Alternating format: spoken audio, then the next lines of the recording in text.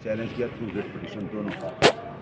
जज साहब ने दोनों जजमेंट भी देखी, जिसमें अमेंडमेंट जब आई जिसको चैलेंज किया था हमने, और उस पर जस्टिस बदयाल साहब और जस्टिस एजाजुल हसन साहब का जो फैसला था, उन्होंने अल्ट्रा वायरस उस जजमेंट के जरिए उसको डिक्लेयर कर दिया था कि ये अगेंस्ट द कॉन्स्टिट्यूशन है।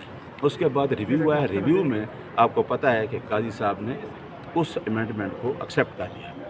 अब उसके तहत जो बेनिफिट जो जाता है मॉनेटरी बेनिफिट, उस पर हमने एप्लीकेशन दी थी, वो खारिज हुई। और आज जो कोर्ट ने कहा है कि नीचे जो 265 की एप्लीकेशन है वो चूँकि मेरिट पे डिसाइड नहीं है, उस पर लास्ट अल्फाज थे कि विदाउट टचिंग द मेरिट्स, तो लिहाजा हम इसको ट्रायल कोर्ट को दोबारा मौका देते हैं कि ट्रायल कोर्ट इसको 265 को मेरिट पे डिसाइड करे। मेरा व्यू ये है कि 265 के बारे में ये है कि वो एट एनी स्टेज आप फाइल कर सकते हैं। तो आज अगर हमने रिट में उसको चैलेंज किया 265 की जो नीचे एप्लीकेशन डिसमिसल हुई, क्योंकि ये खान की इक्विटल की एप्लीकेशन आपको पता है कि अल कादर केस का 190 मिलियन में आपको पता है कि उस केस में कुछ भी नहीं है। हमारा वर्शन ये है कि चार्ज टोटली ग्राउंडलेस था, और आफ्टर अमेंडमेंट नए अमेंडमेंट के बाद वैसे भी ये चार्ज उनके ऊपर ये अप्लाई नहीं करता।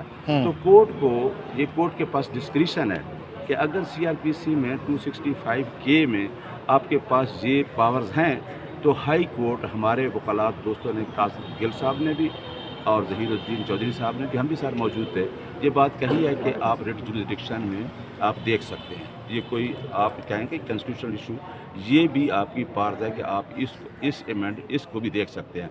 लिहाजा हमारा वर्शन ये रहा है कि ये जो है खान साहब की और बीबी बुशरा की दोनों पटिशन ये एक्सेप्ट होनी चाहिए और उनको बाइज़्ज़त तौर पर बरी होना चाहिए। लेकिन कोर्ट ने जो किया, इंशाअल्लाह हम नीचे जा रहे हैं, अब कोर्ट टाइम देगी, अगर टाइम देती, क्योंकि नीचे ट्रायल हो रहा है, इंशाअल्लाह हमें अल्लाह से उम्मीद है अगर साइफर और इद्दत जैसे केसेस में खान बरी हो गया, इसमें बरी होंगे, बरी हो जाए। बहुत बहुत शुक्रिया। प्रोसीड नहीं करेगा। पहले ये वाला केस, ये वाली पटिशन जो है वो कल की ये डिसाइड होगी, और इंशाल्लाह हमें उम्मीद है कि ये केस उड़ जाएगा। इसमें कोई ग्राउंड नहीं है, क्योंकि बात है गेन की।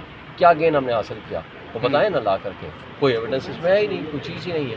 बहरहाल आप इस पर देखते हैं कि आगे क्या प्रोसीडिंग होती है, लेकिन आर्डर उन्होंने टेंटेटिव अनाउंस कर दिया है, लेकिन अभी रिटर्न आर्डर आएगा।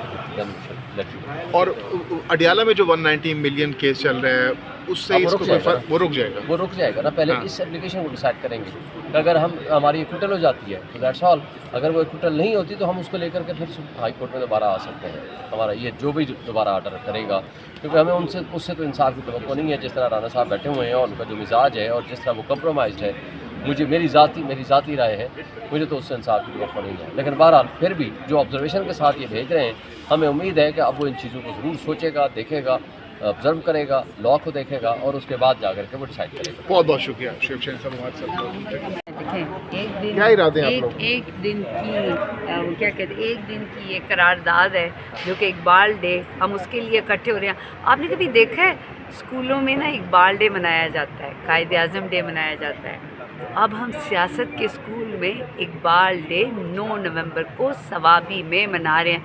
होना तो ये चाहिए था कि ये लाहौर में होता, बट मरियम जो है वो इकबाल डे नहीं मना रहे, और अली अमीन गंडापुर साहब और पूरा पीटीआई जो है इकबाल डे सवाबी के जो इंटरचेंज है वहाँ पर हम इकबाल डे और अपना इमरान खान के लिए जो बाहर निकलने के लिए एक आईनी कानूनी जो रास्ता है उसके लिए हम इकट्ठे होंगे, और ये वन डे है, वन डे।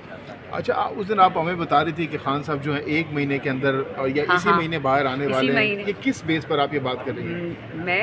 मैंने आज 560 डेज़ हो गए, 560 दिन हो गए इमरान खान को, 460 दिन हो गए हैं।